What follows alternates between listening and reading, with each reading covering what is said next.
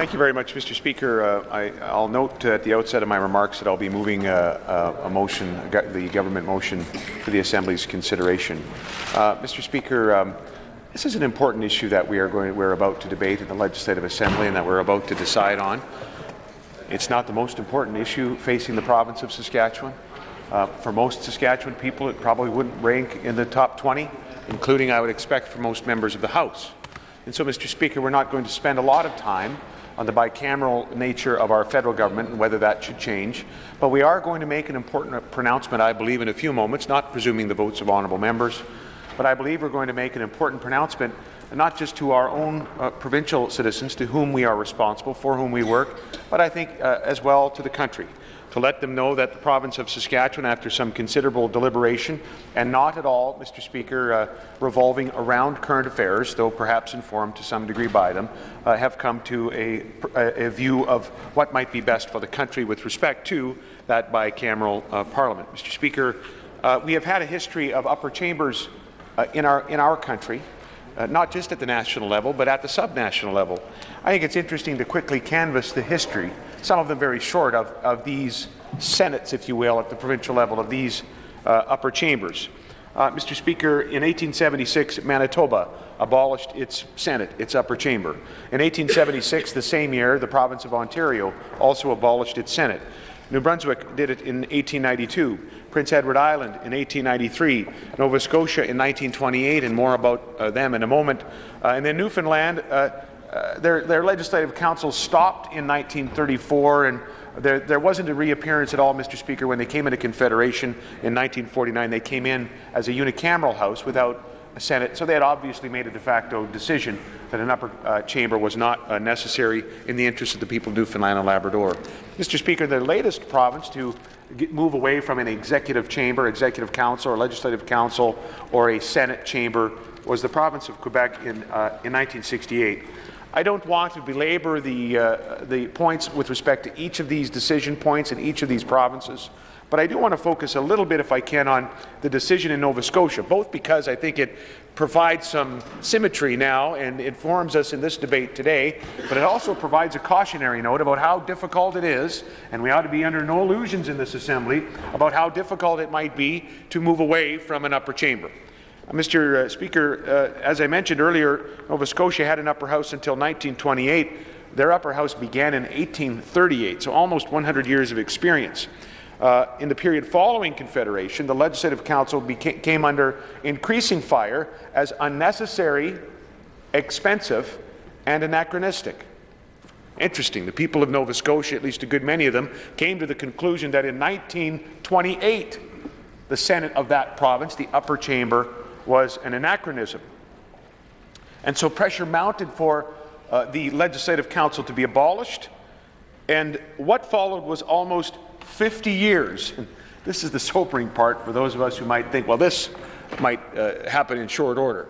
It took 50 years for Nova Scotia politicians to actually be rid of the Senate. There was a Conservative government under Premier Rhodes that replaced a 4-decade regime, a Liberal regime, and they first, Mr. Speaker, tried a hefty severance salary for their provincial senators. That didn't work. And so they came up with a novel solution, Mr. Speaker, and by the way, this has been tested to some extent at the federal level, or at least replicated. The Premier of the day, I get through the Lieutenant Governor and Council, I would presume, just simply started appointing, because they could do it constitutionally, appointing a lot more senators who were of the same mind, who were abolitionists, and they effectively voted themselves out of existence. Mr. Speaker, I think there's an interesting lesson in this particular story, because again, the people of Nova Scotia didn't see the use in an appointed upper chamber dating back to 1928, and it took 5 decades actually to move from that resolution to the actual abolition of that particular Senate. So, Mr. Speaker, in each of these provinces, and you know, we can't canvass the history of each one since they've made their decision to go to a unicameral system, but I would expect if you ask the respective political scientists or historians in those provinces, they would probably agree, they'd probably offer that the democratic life of those provinces has not been any worse for not having an upper house. The governance, the orderly, the peace, order, and good government that Canadians want at the national level, at the provincial level, has not been vulnerable to the lack of an upper chamber in those particular jurisdictions. Life's moved on, Mr. Speaker. When they've needed perhaps sober second thought, as is often attributed, one of the attributed qualities of the Senate, those provincial legislatures do what our provincial legislature has done. Not, whomever might be, whatever party might be in power, they use their powers of inquiry. Sometimes it's committees of the legislature, sometimes it's special commissions. But to think that these provinces that moved away from a Senate then lacked the sober second thought because they didn't have an appointed chamber of peers of some description, I think would not bear out against the facts, against the historical facts of these particular provinces. So, Mr. Speaker, I think it's fair to say that we have examples of the abolition of senates at the provincial level. I understand this is not it's not perfectly analogous to what we're debating today, but at least it's instructive and I think it's informative. Mr. Speaker, quickly, what about the history of our own national upper chamber, the Canadian Senate? Mr. Speaker, it's interesting to reflect on the words of our first Prime Minister and I think the undisputed founding father of our country. Sir John A. Macdonald commented on, well, at the outset during the Confederation debates, he would have been commenting on the very nature of the country and its fabric and its institutions, and certainly the Senate was no exception. He said this, by the way, of the principle of equality in the Senate. This is what John A. said, and I quote, "In the upper house, equality in numbers should be the basis. In the lower house, population should be the basis."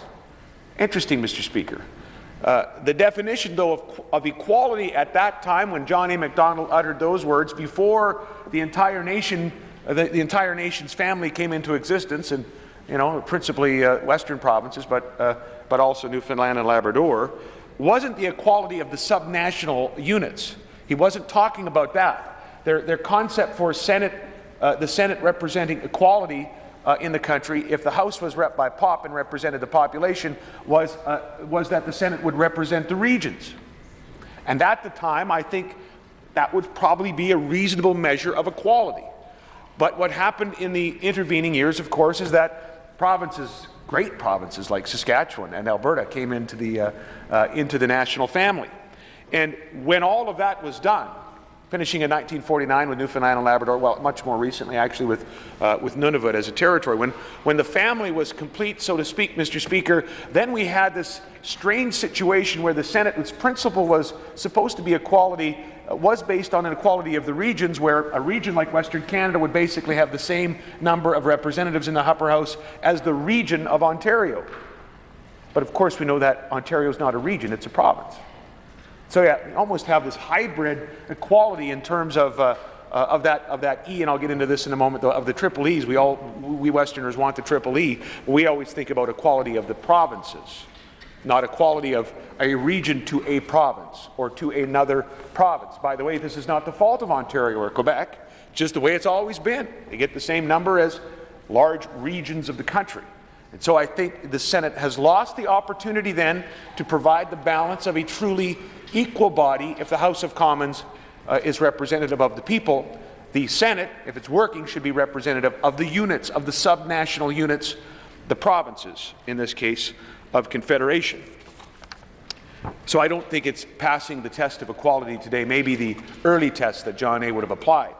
What did he say, Mr. Speaker, about how effective this body should be? Well, Mr. Speaker, here's what John A. Macdonald had to say. Again, it's a brief quote from the Confederation debates. He said, quote, "It would be of no value whatever were it a mere chamber for registering the decrees of the lower house." John A. Macdonald is saying the Senate wouldn't be much good if it's just a rubber stamp. The Senate should actually, and we would have problems with this now because it's accountable, but bear with me, we're on the effective measure of a Senate. When it comes to being effective, John A. wanted it to be that way. The founders wanted it to be that way, Mr. Speaker, and so they said it should be more than a mere chamber for registering the decrees of the lower house. It ought not to just be a rubber stamp, Mr. Speaker. We know that, for the most part, throughout all these decades, that's what it is. Part of the reason for that is that senators are a part of Parliament, their respective parliamentary caucuses. They're going to be a part of a government caucus. They're going to be a part of an opposition caucus, and for the most part, they will vote the party line of those respective caucuses. And so they will perhaps not be able to even represent the regions, even though we think equality is the provinces. They might not be able to represent the regions as best they could if they were independent. That's the first point. The second point is they may not be very effective because they would likely wind up being a rubber stamp with the government senators simply voting with the government caucus. Mr. Speaker, by those two measures, the Senate has failed the test of being equal in the modern definition in terms of each province having equal representation. It's failed the test of being effective. There's been important work done by the Senate. This is not in any way this debate a criticism of individuals who've served in the Senate. But Mr. Speaker, we have to ask ourselves, could the work they've done that we consider worthy and worthwhile be done without it? We've already talked a little bit about the ability for the Senate to make significant inquiry on issues and then report back to Canadians in a thoughtful and in-depth way. Well, Mr. Speaker, again, I would submit that the provinces do this with the unicameral systems, and the House of Commons could do it through their committee system, through the ability of the Prime Minister and the Cabinet to appoint royal commissions. There is the chance for sort of thoughtful discussion and the sober second thought that's often touted as one of the attributes of the Senate. So, if it really hasn't worked in terms of the principle of equality that John A. ascribed to it, and if it hasn't really worked in terms of the quality of being effective, then Mr. Speaker, we need to ask ourselves, is the status quo worth fighting for, worth maintaining, or should we be looking at something else? Mr. Speaker, I've heard some criticism, and it's been, not criticism, I've heard some constructive comments and debate. We've had it in our own caucus. We had it in our own party, Mr. Speaker. You will know that this represents an evolution of our party policy. In fact, we had we balloted our members here in not too many months ago in the late spring, early summer. 3,727 ballots were returned. 3,216 voted in favor of abolition, 87%. And that's why we've changed our position. But as we've had this discussion and debate, there's been many good questions that members of the party have asked and that members of the public have asked, because, by the way, we want to also make sure we're representing the people of the province, not just worried about what party members might say.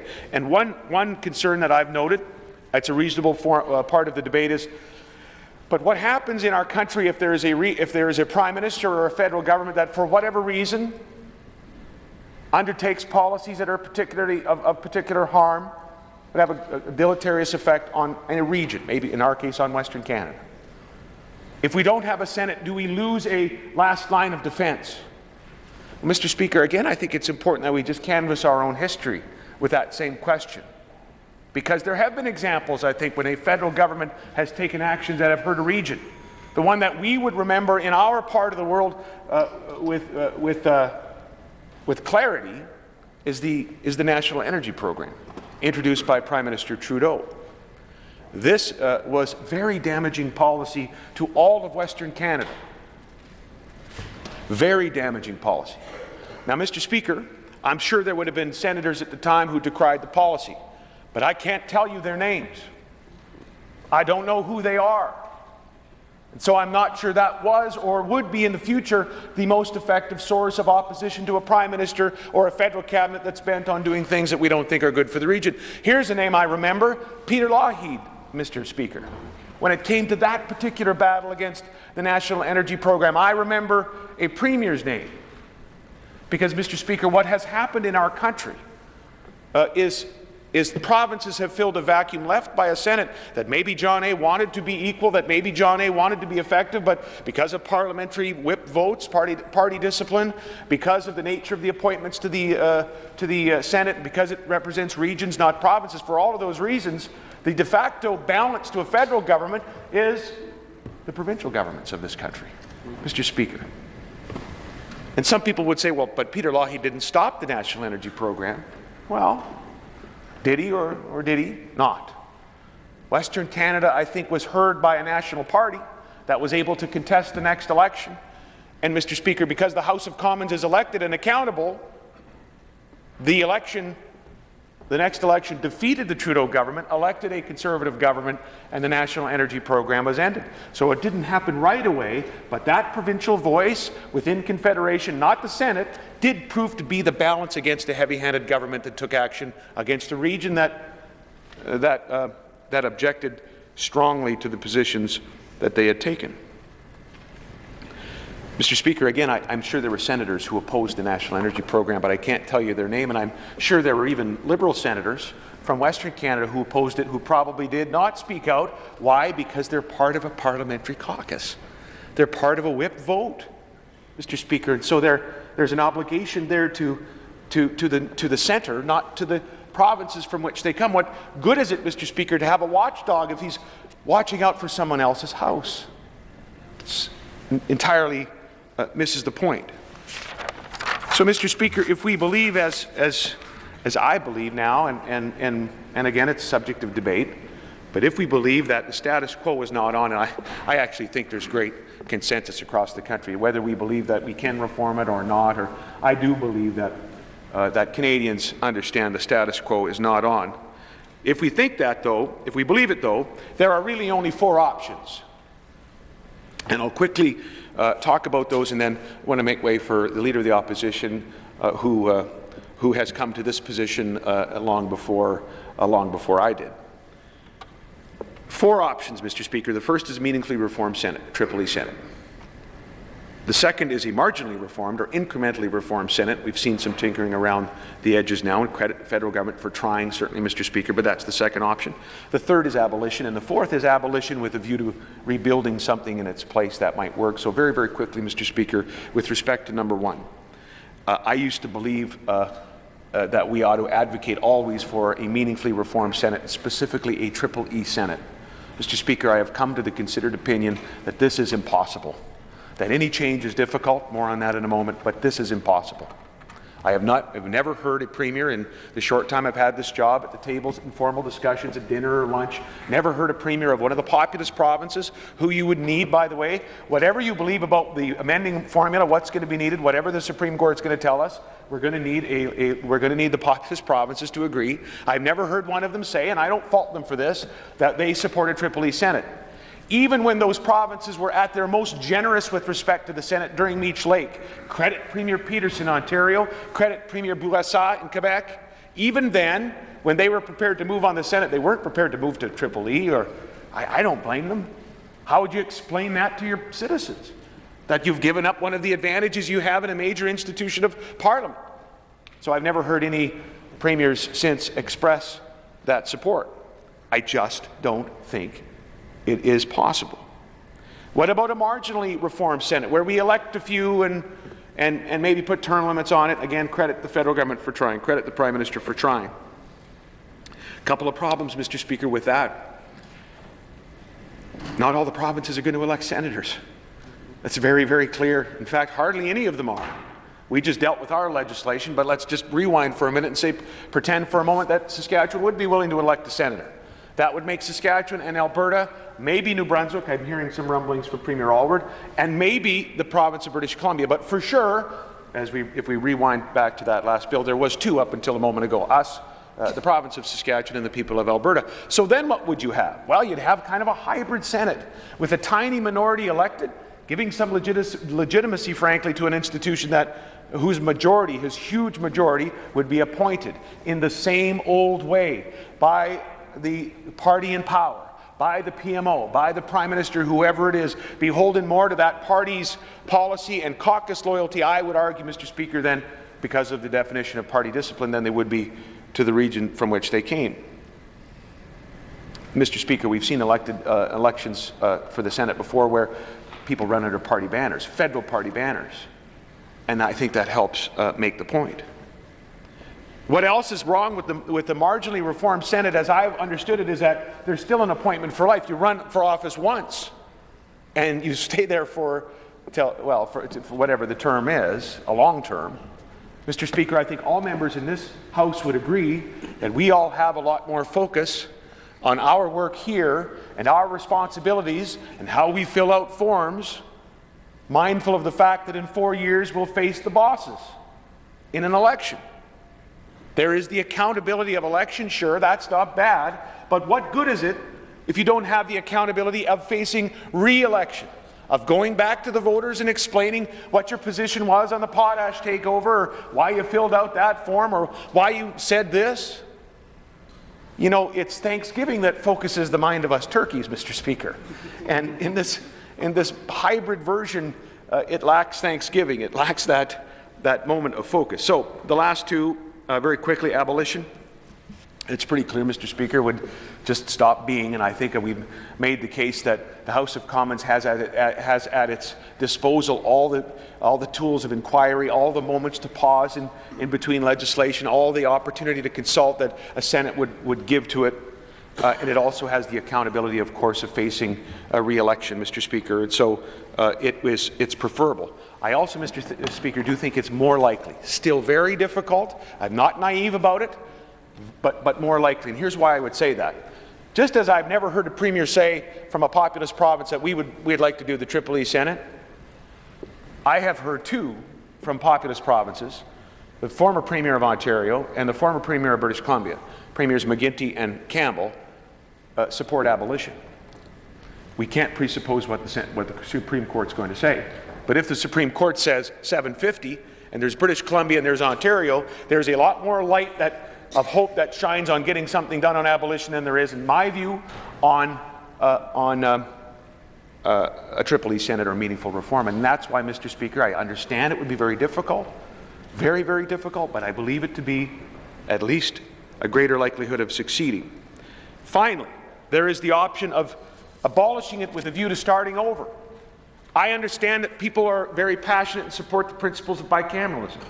I understand it completely. I do understand the notion around checks and balances. I think what's happening in the United States, by the way, and the paralysis there in terms of their ability to deal with a major fiscal problem relates directly to this question of checks and balances. And we all, if we're interested in politics, should have the discussion of how much is too much, how much actually leads to that paralysis where you can't fundamentally deal with an existential crisis within your own borders. But still, I do understand the principles of bicameralism.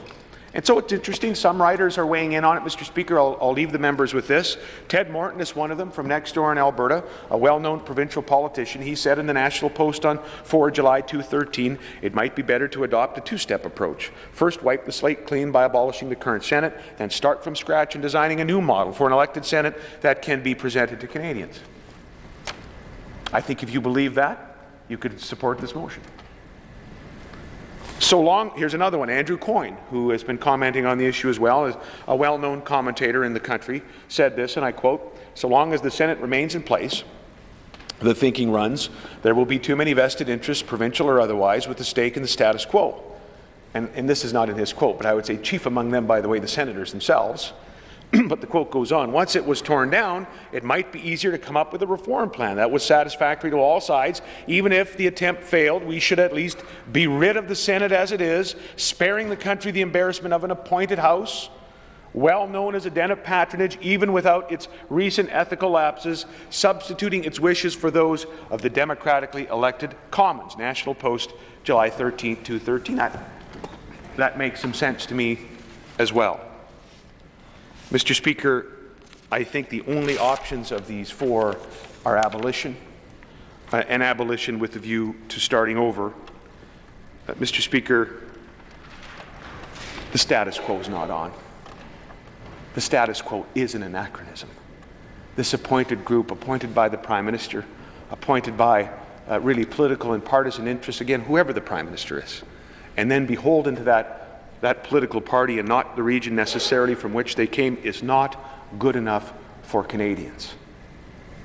Can a unicameral parliament, just the House of Commons, facing the accountability of election with all of the tools of consultation at its disposal, can it be worthy of the kind of government that Canadians deserve?